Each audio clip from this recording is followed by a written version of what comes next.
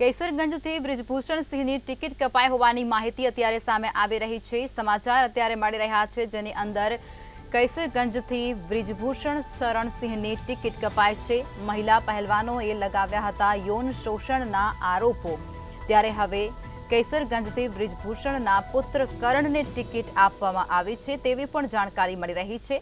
રાયબરેલીથી Dinesh પ્રતાપને ticket આપી દેવામાં આવી છે, ત્યાંથી તેઓ લડવાના છે અને રાયબરેલીથી કોંગ્રેસની ટિકિટ ઘોષિત થવાની હજુ પણ બાકી છે। તો મહિલા પહેલવાનો દ્વારા યૌન શોષણનો આરોપ બ્રિજભૂષણ શરણસિંહ પર લગાવવામાં આવ્યો હતો અને તેને જ કારણે તેઓની ટિકિટ પણ કપાઈ ચૂકી છે। તો હવે તેમના પુત્ર છે તેમને ટિકિટ આપવામાં આવી છે। મહિલા પહેલવાનો દ્વારા યૌન શોષણનો આરોપ બ્રિજભૂષણ સિંહ પર લગાવવામાં આવ્યો હતો અને તેની ટિકિટ પણ હવે કપાઈ ચૂકી છે, ત્યારે રાયબરેલીથી દિનેશ પ્રતાપને ટિકિટ આપવામાં આવી છે। સાથે જ મહિલા પહેલવાનોને યૌન શોષણનો જે આરોપ લગાવ્યો હતો બ્રિજભૂષણ સિંહને, તેને કારણે હવે તેમની ટિકિટ રદ થઈ ચૂકી છે કેસરગંજથી, અને હવે તેમના પુત્ર છે તેમને ત્યાંથી ટિકિટ આપવામાં આવી છે અને ત્યાંથી હવે તેઓ લડશે। તો રાયબરેલીથી દિનેશ પ્રતાપને પણ ટિકિટ આપવામાં આવી છે।